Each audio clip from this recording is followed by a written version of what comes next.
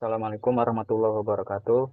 Perkenalkan, nama saya Bagas Kurniawan dengan NIM 221710657414 dari program studi Teknik Informatika. Di sini saya akan menjelaskan terkait proses pembuatan sistem operasi. Baik, pertama di sini saya akan menjelaskan tentang apa itu sistem operasi. Sistem operasi adalah perangkat lunak yang merupakan inti dari suatu komputer atau perangkat digital. Sistem operasi bertindak sebagai penghubung antara perangkat keras komputer atau perangkat tersebut dan perangkat lunak yang dijalankan oleh pengguna. Lalu, apa itu fungsi utama sistem operasi? Pertama, manajemen memori. Sistem operasi mengatur penggunaan memori komputer untuk menjalankan program-program. Ini termasuk alokasi, penggunaan, dan pembayaran memori. Yang kedua yaitu manajemen proses. Sistem operasi mengatur proses-proses yang berjalan pada komputer, mengelola siklus hidup proses, penjadwalan, dan interkomunikasi antara proses. Selanjutnya, manajemen perangkat input-output. Sistem operasi mengatur dan memantau perangkat input-output seperti keyboard, mouse, printer, dan perangkat penyimpanan, sehingga program-program dapat berinteraksi dengan perangkat ini. Manajemen file. Sistem operasi mengatur pembuatan, penyimpanan, dan penghapusan file serta memberikan akses ke file-file ini antar muka pengguna. Sistem operasi menyediakan antar muka pengguna yang memungkinkan pengguna berinteraksi dengan komputer atau perangkat digital melalui graphical user interface atau command line interface. Keamanan. Sistem operasi bertanggung jawab atas perlindungan data dan sistem dari ancaman keamanan seperti virus dan malware. Nah, di sini ada proses pembuatan sistem operasi. Di sini kita mulai dari perencanaan, lalu ada desain, pengembangan kernel, pengembangan antar muka pengguna, pengujian, optimasi, dokumentasi, hingga yang terakhir distribusi. Nah, perencanaan. Apa saja sih yang dilakukan saat di tahap perencanaan? Yang pertama ada tujuan dan kebutuhan. Pertama, tentukan tujuan dan kebutuhan sistem operasi yang akan dibuat. Apakah itu akan digunakan sebagai sistem operasi desktop, server, mobile, atau embedded. Yang selanjutnya yaitu analisis kebutuhan. Lakukan analisis yang mendalam untuk memahami kebutuhan pengguna dan perangkat keras yang akan didukung. Identifikasi persyaratan khusus seperti manajemen memori, manajemen proses, manajemen file, dan lainnya. Spesifikasi. Buat spesifikasi sistem operasi yang jelas dan rinci. Ini harus mencakup rancangan sistem, antar muka pengguna, dan fitur-fitur utama. Dalam spesifikasi ini, tentukan secara eksplisit bagaimana sistem operasi akan berperilaku dalam berbagai situasi. Yang selanjutnya adalah rancangan sistem. Lakukan perancangan sistem operasi yang mencakup rancangan arsitektur perangkat keras dan perangkat lunak. Tentukan bagaimana sistem akan berinteraksi dengan komponen perangkat keras seperti CPU, memori, perangkat input-output, dan lainnya. Yang selanjutnya perencanaan pengembangan. Tentukan bagaimana pengembangan sistem operasi yang akan diorganisasi. Ini termasuk penjadwalan pekerjaan, pembagian tugas di antara tim pengembang, dan jadwal waktu yang realistis. Selanjutnya adalah pemilihan alat dan teknologi. Pilih alat dan teknologi yang akan digunakan dalam pengembangan, termasuk bahasa pemrograman, perangkat pengembangan, dan alat lain yang mendukung proses pembuatan sistem operasi. Selanjutnya adalah pengujian dan validasi. Rencanakan strategi pengujian yang akan digunakan selama masa pengembangan dan setelahnya untuk memastikan sistem operasi berfungsi dengan baik dan memenuhi spesifikasinya. Selanjutnya adalah manajemen proyek. Tetapkan struktur manajemen proyek yang mencakup manajemen risiko, pemantauan kemajuan, pengendalian biaya, dan manajemen sumber daya. Selanjutnya adalah dokumentasi. Rencanakan pembuatan dokumentasi yang mencakup panduan pengguna, panduan pengembang, dan dokumentasi teknis lainnya. Selanjutnya adalah desain. Arsitektur sistem operasi. Memilih atau merancang arsitektur sistem operasi yang sesuai untuk tujuan dan kebutuhan sistem operasi yang akan dikembangkan. Arsitektur tersebut bisa berupa monolitik kernel, mikrokernel, atau hybrid kernel, tergantung pada kebutuhan dan prioritas Anda. Selanjutnya adalah manajemen memori. Spesifikasikan bagaimana manajemen memori akan dilakukan, termasuk alokasi, dealokasi, dan paging jika diperlukan. Juga tentukan apakah sistem operasi akan mendukung virtual memory dan mekanisme shared memory. Selanjutnya adalah manajemen proses. Rancang bagaimana sistem operasi akan mengelola proses-proses. Ini mencakup pembuatan proses, penjadwalan CPU, manajemen waktu, manajemen proses konkuren, komunikasi antara proses, serta mekanisme pemantauan dan penanganan kegagalan proses. Selanjutnya adalah manajemen file. Rencanakan struktur file sistem termasuk tipe file yang akan didukung, struktur direktur pembacaan, penulisan, dan penghapusan. Selanjutnya adalah manajemen perangkat input-output. Tentukan bagaimana sistem operasi akan mengelola perangkat input-output, termasuk penjadwalan input-output, buffer manajemen, dan dukungan direct memory access. Selanjutnya adalah antarmuka pengguna. Desain antarmuka pengguna GUI atau CLI dengan mempertimbangkan tata letak, elemen pengguna, dan mekanisme interaksi pengguna, seperti input dari keyboard, mouse, atau layar sentuh. Dari sisi keamanan, pertimbangkan aspek keamanan, termasuk manajemen hak akses, enkripsi, pengelolaan sertifikat keamanan, dan deteksi serangan. Kompatibilitas dan portabilitas. Pertimbangkan kompatibilitas dengan sistem operasi atau perangkat lainnya jika diperlukan. Rancang sistem operasi agar dapat diporting ke platform lain. Yang selanjutnya adalah dokumentasi. Pertimbangkan bagaimana mendokumentasikan sistem operasi, termasuk panduan pengguna, panduan pengembang, dan dokumentasi teknis lainnya. Yang selanjutnya adalah proses pengembangan kernel. Definisi spesifikasi kernel. Tahap pertama dalam pengembangan kernel adalah menentukan spesifikasi kernel. Ini mencakup definisi tentang bagaimana kernel akan berinteraksi dengan perangkat keras dan pengguna. Spesifikasi ini juga harus merinci fitur-fitur yang akan disediakan oleh kernel, seperti manajemen memori, manajemen proses, manajemen file, dan manajemen input-output. Selanjutnya adalah pemilihan arsitektur dan platform. Pilih arsitektur perangkat keras yang akan didukung oleh kernel seperti x86, ARM, atau arsitektur lainnya. Juga tentukan platform atau perangkat fisik tertentu yang akan digunakan untuk pengembangan. Selanjutnya adalah rancangan kernel. Rancang arsitektur kernel ini mencakup pemilihan jenis kernel, monolitik, mikrokernel, atau hybrid, serta desain internal yang mencakup modul-modul yang akan ada dalam kernel, bagaimana mereka akan berinteraksi, dan bagaimana mereka akan mengelola tugas-tugas tertentu. Selanjutnya adalah implementasi kernel. Mulai implementasi kernel sesuai dengan desain yang telah dibuat. Kita perlu menulis kode kernel menggunakan bahasa pemrograman yang sesuai seperti C atau C++. Ini mencakup mengimplementasikannya manajemen memori, manajemen proses, manajemen file, dan fungsi inti lainnya. Manajemen perangkat keras. Buat driver perangkat keras yang diperlukan untuk menghubungkan kernel dengan perangkat keras yang ada. Ini mencakup driver untuk CPU, RAM, disk, perangkat input-output, dan perangkat lainnya yang akan didukung. Manajemen memori. Implementasikan manajemen memori, termasuk alokasi dan dealokasi memori, paging, manajemen cache, dan manajemen virtual memori jika diperlukan. Selanjutnya adalah manajemen proses. Buat sistem manajemen proses yang mampu menciptakan, menjalankan, dan menghentikan proses-proses. Ini mencakup penjadwalan proses, manajemen waktu, manajemen konflik dan deadlock, serta mekanisme komunikasi antar proses. Manajemen file. Implementasikan manajemen file termasuk operasi file seperti pembuatan, pembacaan, penulisan, dan penghapusan. Buat sistem file yang sesuai dengan spesifikasi yang telah ditetapkan. Manajemen input-output. Implementasikan manajemen input-output termasuk penjadwalan input-output, pengelolaan buffer, dan dukungan direct manajemen akses. Selanjutnya adalah dokumentasi. Dokumentasikan kernel dengan baik, termasuk dokumentasi teknis dan panduan pengembang yang akan membantu orang lain memahami cara penggunaan dan mengembangkan kernel. Selanjutnya adalah pengembangan antarmuka pengguna. Tujuan desain UI UX. Tahap awal dalam pengembangan antarmuka pengguna adalah menentukan tujuan desain.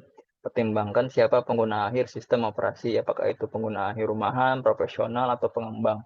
Apa kebutuhan dan ekspektasi mereka, serta bagaimana antarmuka dapat membantu mereka dalam menjalankan tugas-tugas mereka dengan lebih baik. Pemilihan jenis antarmuka.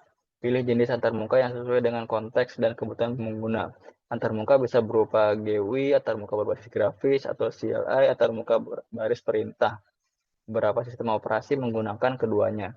Rancangan tampilan. Rancangan tampilan antarmuka dengan mempertimbangkan tata letak elemen, icon, teks, warna, dan elemen-elemen visual lainnya. Pastikan tampilan lebih mudah dipahami dan sesuai dengan identitas merek sistem operasi. Selanjutnya adalah interaksi pengguna. Perhatikan cara pengguna akan berinteraksi dengan sistem operasi. Desain elemen-elemen interaktif seperti tombol, kotak centang, area teks, dan gestur layar sentuh jika diperlukan. Pastikan interaksi ini konsisten dan mudah dipahami. Navigasi. Rancang sistem navigasi yang logis dan efisien. Ini mencakup tata letak menu, navigasi berkas dan direktori, tombol kembali, dan pilihan pencarian. Selanjutnya adalah konsistensi. Jaga konsistensi dalam desain antarmuka pengguna. Gunakan pola desain yang konsisten dalam seluruh sistem operasi untuk memberikan pengalaman yang dapat diprediksi dan mengurangi kebingungan pengguna. Dukungan universal. Pastikan antarmuka dapat digunakan oleh berbagai kelompok pengguna, termasuk mereka yang mungkin memiliki tantangan aksesibilitas. Dukungan aksesibilitas mencakup font yang mudah dibaca, kontras yang tinggi, dan opsi pengaturan yang mudah digunakan. Selanjutnya adalah optimasi responsif. Pastikan antarmuka merespon dengan cepat terhadap tindakan pengguna. Responsivitas adalah kunci dalam memberikan pengalaman yang baik. Selanjutnya adalah dokumentasi. Buat dokumentasi pengguna yang rinci, termasuk panduan pengguna yang menjelaskan cara menggunakan fitur-fitur sistem operasi melalui antarmuka pengguna. Selanjutnya adalah tahap pengujian. Yang pertama adalah pengujian unit. Pengujian unit adalah tahap awal pengujian di mana setiap komponen atau modul sistem operasi diuji secara terpisah untuk memastikan bahwa mereka berfungsi sesuai dengan spesifikasinya. Ini mencakup pengujian fungsi-fungsi kunci seperti manajemen memori, manajemen proses, manajemen file, dan manajemen input-output. Selanjutnya adalah pengujian integrasi.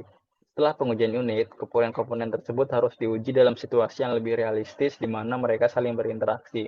Ini disebut dengan pengujian integrasi, di mana Anda memeriksa apakah komponen-komponen tersebut berkomunikasi dengan baik dan berkolaborasi dengan benar. Selanjutnya adalah pengujian fungsional. Pengujian fungsional itu menguji apakah sistem operasi melakukan tugas-tugas intinya sesuai dengan spesifikasi.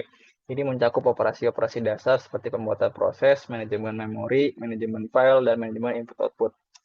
Selanjutnya adalah pengujian kinerja. Pengujian kinerja itu bertujuan untuk mengevaluasi kinerja sistem operasi.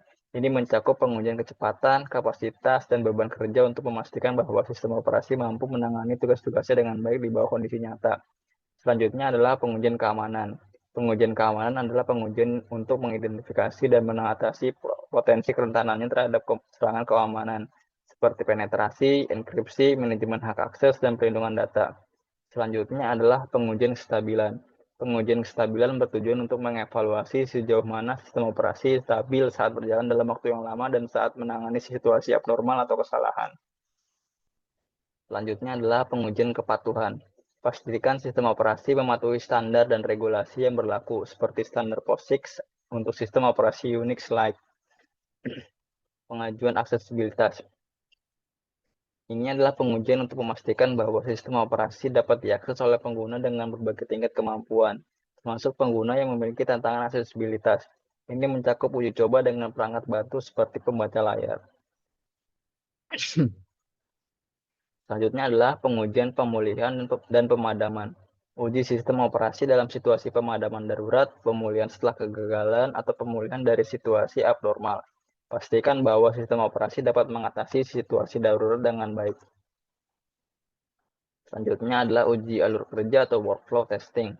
Ini adalah pengujian yang mengevaluasi alur kerja pengguna dalam menggunakan sistem operasi, baik melalui antarmuka grafis maupun antarmuka baris perintah. Selanjutnya adalah pengujian versi beta dan pengujian pengguna.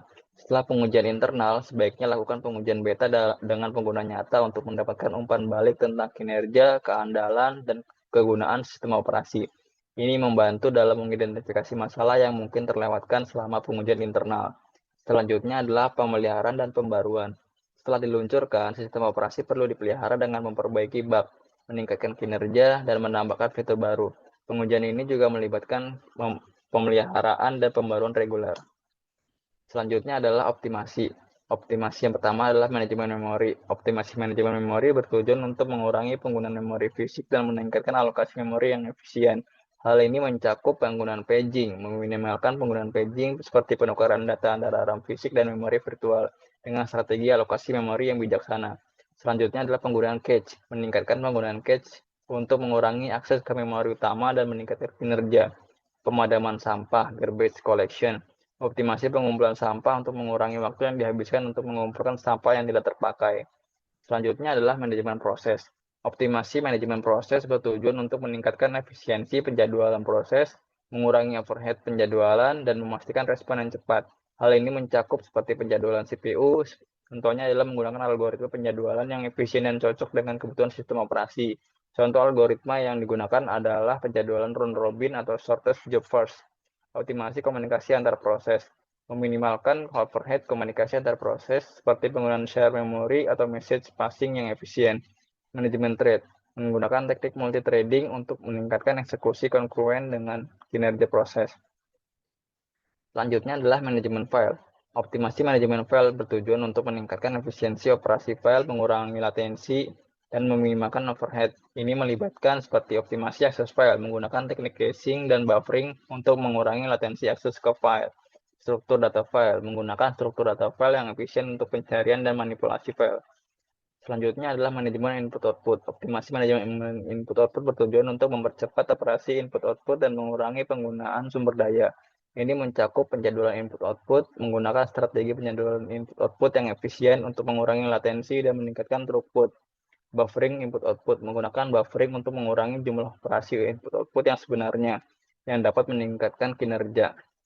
Selanjutnya adalah optimasi perangkat keras, meningkatkan efisiensi dalam penggunaan perangkat keras seperti CPU, RAM, dan perangkat input-output dengan mengoptimalkan penggunaan sumber daya dan menghindari penggunaan berlebihan. Selanjutnya adalah optimasi keamanan, memastikan bahwa sistem operasi tetap aman selama proses optimasi dengan menjaga perlindungan data dan hak akses yang tepat.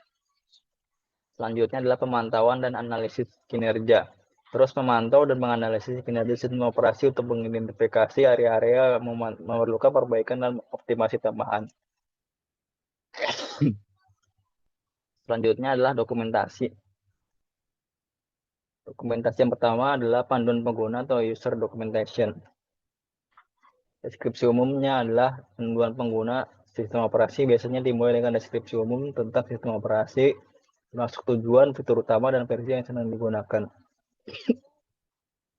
Instalasi. Panduan ini menjelaskan langkah-langkah yang diperlukan untuk menginstal sistem operasi, termasuk persyaratan perangkat keras dan prosedur instalasi.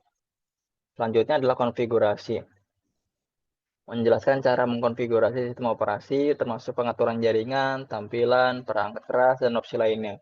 Selanjutnya adalah penggunaan sehari-hari. Panduan ini membantu pengguna memahami cara menggunakan sistem operasi dalam kehidupan sehari-hari, termasuk cara mengelola file, menjalankan aplikasi, dan menjalankan tugas-tugas rutin. Selanjutnya adalah panduan pengembang atau developer documentation. Pengantar pengembangan, memberikan pemahaman umum tentang pengembangan perangkat lunak dengan sistem operasi, termasuk alat dan lingkungan pengembangan yang tersedia. Dan selanjutnya adalah API, Application Programming Interface, dokumentasi tentang API yang disediakan oleh sistem operasi, yang menjelaskan cara mengakses dan menggunakan berbagai layanan dan fungsi yang ditawarkan oleh sistem operasi.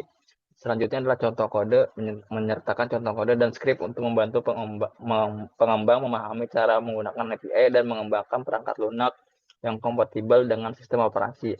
Selanjutnya adalah rancangan arsitektur, memberikan pandangan umum tentang arsitektur sistem operasi, termasuk bagaimana berbagai komponen bekerja bersama dan berinteraksi.